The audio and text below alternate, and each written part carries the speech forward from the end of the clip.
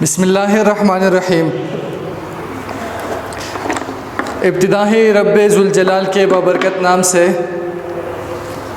جس نے بلبل کو گیت، بہاروں کو پھول، گٹاؤں کو مستی، چشموں کو روانی اور سمندروں کو طغیانی بخشی۔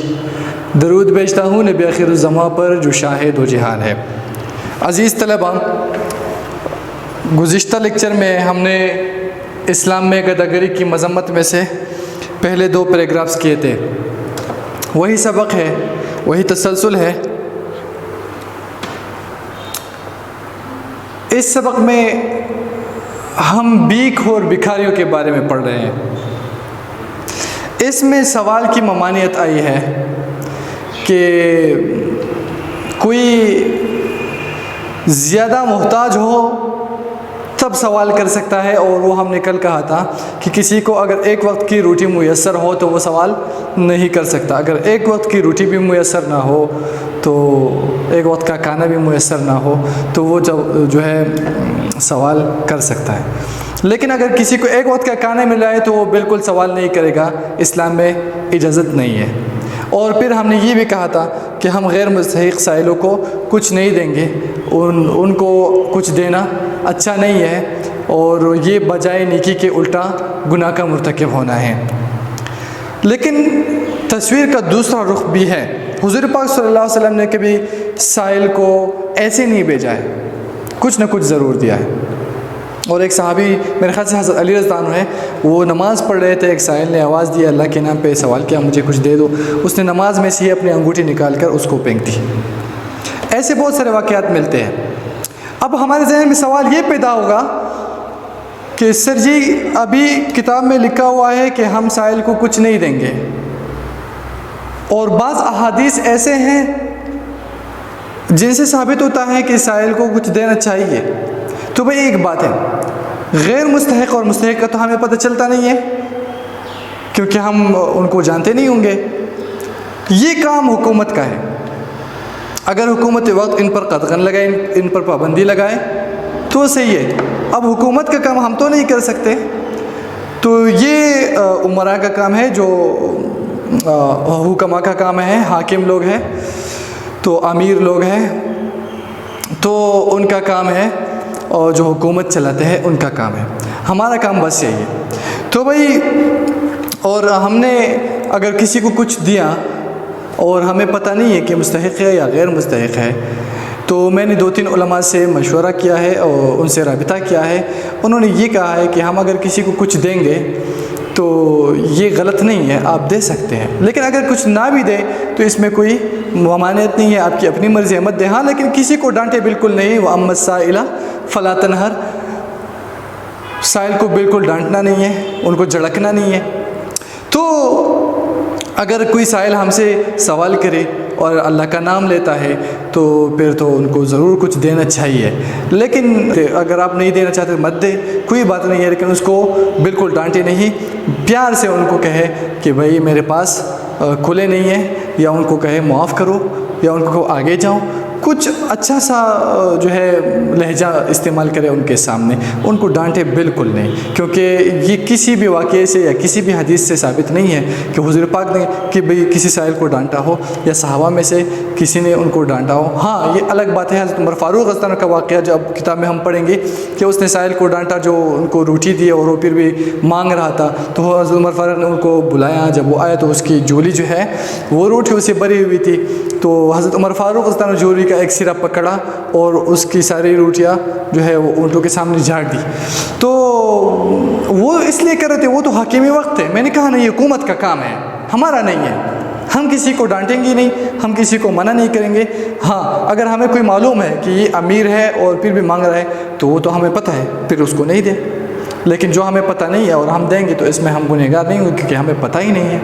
ٹھیک ہے نا؟ ہم دیتے 10 روپے ہے، اس میں سوچتے کتنے ہیں، اور برا بلا بھی لوگ کہتے ہیں، اور یہ بھی کہتے ہیں یہ مت کرو وہ مت کرو، تم تو ٹھیک ٹھاک تندرست توانا آدمی ہو، تجھے کیا ہے، مجھ سے زیادہ تندرست ہو۔ یہ باتیں نہیں کرنی چاہیے۔ بس سبق کی طرف آتے ہیں۔ وفی اموالہم حق للسائل والمحروم۔ اچھا، تو اب ممانعت کے بارے میں، مذمت کے بارے میں، سوال کی مذمت کے بارے میں اب مصنف کہتے ہیں کہ جو سائل خدا کو صرف بھیک مانگنے کا ایک اوزار جانتا ہے، اس کی نسبت آن حضرت صلی اللہ علیہ وسلم نے فرمایا جس نے اللہ کے نام پر سوال کیا وہ ملعون ہے، ملعون لعنتی، لعنت زدہ۔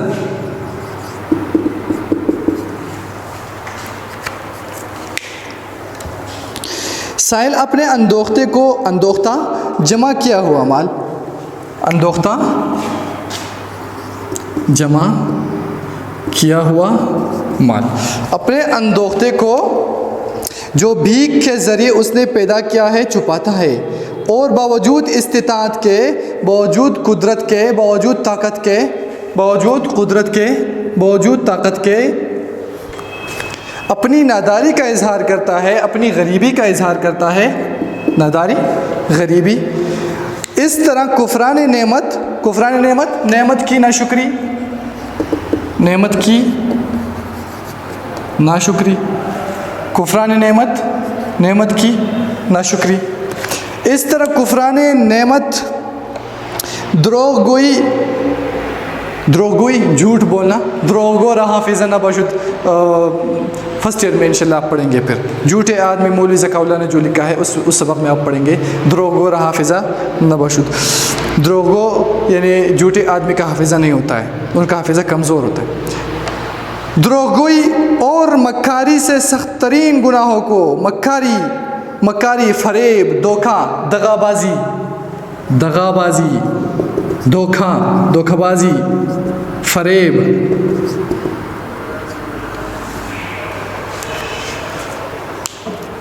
مکاری سے سخت ترین گناہوں کو اپنی کامیابی کا ذریعہ گردانتا ہے، گرداننا، تسلیم کرنا یا ماننا، تسلیم کرنا،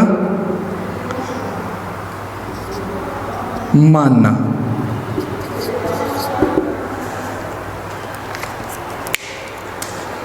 پس جن جامع الفاظ مکمل الفاظ، ایسے الفاظ جو تمام مطالب پر محیط ہو، جس سے پورا مطلب نکلتا ہو، مکمل الفاظ۔ جامع الفاظ میں رسول خدا صلی اللہ علیہ وسلم نے بھیک مانگنے کی مذمت فرمائی ہے، اس سے زیادہ جامع الفاظ سمجھ میں نہیں آ سکتے۔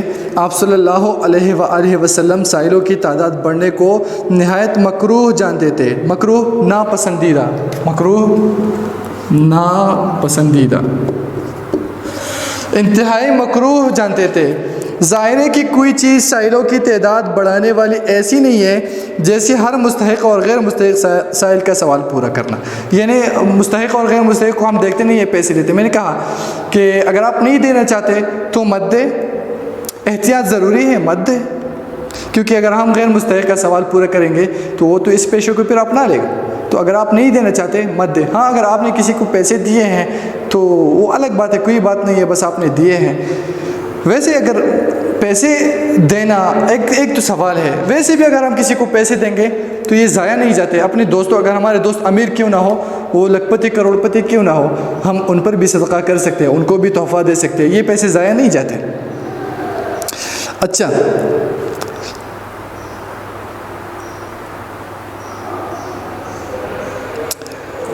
متعدد روایات کے انداز کلام سے معلوم ہوتا ہے، متعدد کئی روایات،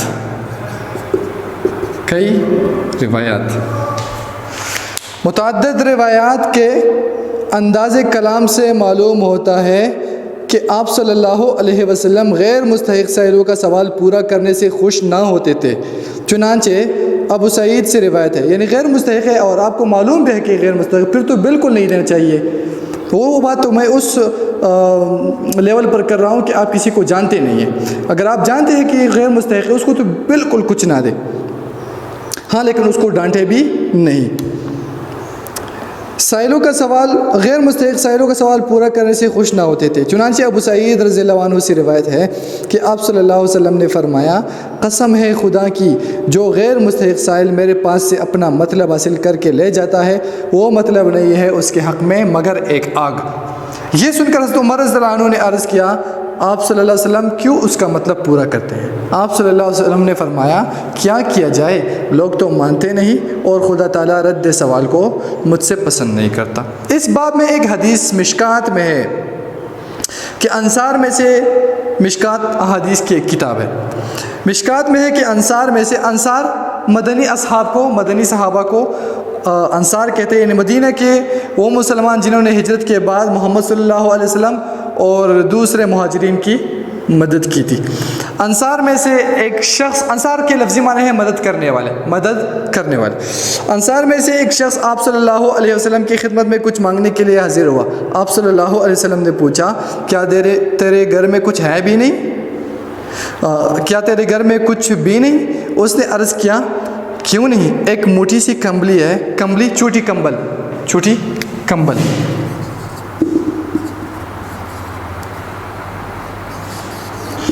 ایک چھوٹی سی کمبلی ہے، اسے کچھ اوڑھتا ہوں، کچھ بچھاتا ہوں، اغندم سخورم، کچھ اوڑھتا ہوں، کچھ بچھاتا ہوں، اور ایک پیالہ ہے جس میں پانی پیتا ہوں۔ آپ صلی اللہ علیہ وسلم نے فرمایا دونوں کو میرے پاس لے آ۔ وہ دونوں چیزیں لے کر حاضر ہوا۔ آپ صلی اللہ علیہ وسلم نے ان کو ہاتھ میں لے کر لوگوں سے فرمایا ان کو کوئی خریدتا ہے، یعنی اس پیالے کو اور اس کمبلی کو کوئی خریدتا ہے؟ ایک شخص بولا میں 1 درہم کو خریدتا ہوں۔ پھر آپ صلی اللہ علیہ وسلم نے 2 یا 3 بار فرمایا کوئی 1 درہم سے زیادہ دے سکتا ہے؟ ایک شخص نے کہا میں 2 درہم دیتا ہوں۔ آپ صلی اللہ علیہ وسلم نے کمبلی اور پیالہ اسے دے کر 2 درہم لے لیے اور اس انصاری سے فرمایا کہ 1 درہم کا تو کانا لے جا کر اپنے گھر میں پہنچا اور 2 درہم کی کلہاڑی خرید کر میرے پاس لا۔ وہ کلہاڑی خرید لایا۔ آپ صلی اللہ علیہ وسلم نے اپنے دست مبارک، اپنے ہاتھ سے، دست مبارک ہاتھ مبارک، دست ہاتھ، خدائے لم یزل کا، آگے ہم طلوع اسلام میں پڑھیں گے، خدائے لم یزل کا دست قدرت تو، زباں تو ہے، یقین پیدا کر اے غافل کہ مغلوب گماں تو ہے۔ علامہ اقبال نے جو نظم لکھی ہے طلوع اسلام، اس میں انشاءاللہ یہ پھر پڑھیں گے۔ اس بند کا پہلا شعر یہی ہے،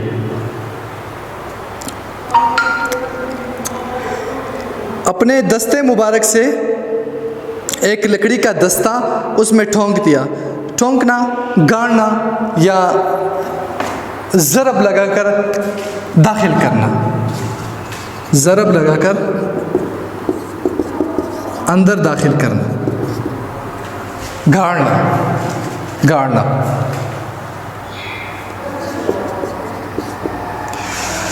اچھا جی،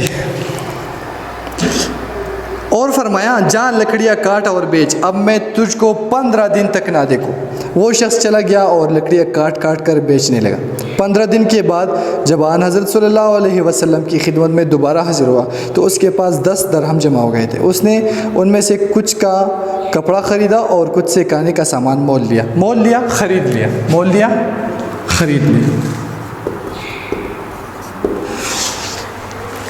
آپ صلی اللہ علیہ وسلم نے فرمایا یہ تیرے لیے اس سے بہتر ہے کہ جب تو قیامت کے دن آئے تو تیرے چہرے پر بھیک مانگنے کا داغ ہو۔ یاد رہے قیامت کے دن بیکاری بندہ جو غیر مستحق بیکاری ہو اس کے چہرے پر گوشت بالکل نہیں ہوگا، صرف ہڈیاں ہوگی۔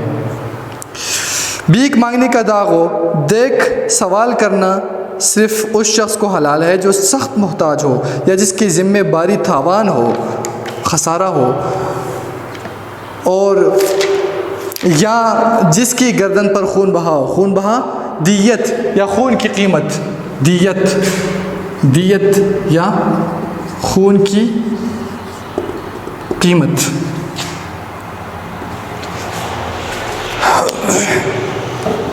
یا وہ نقدی جو مقتول کے وارث بعوض خون لے، وہ نقدی جو مقتول کے ورثاء جو ہے وہ خون کے عوض پر لیتے ہیں۔ تو میرے خیال سے یہاں تک کافی ہے۔ انشاءاللہ یہ باقی جو ہے اگلے لیکچر میں پڑھیں گے، پھر ختم ہو جائے گا یہ سبق۔ تو اس میں اگر کسی کو کوئی مسئلہ ہے یا کسی کے ذہن میں کوئی سوال ہے تو میرے واٹس ایپ کا نمبر آپ کی اسکرین پر ہے، آپ اس پر پوچھ سکتے ہیں۔ شکریہ۔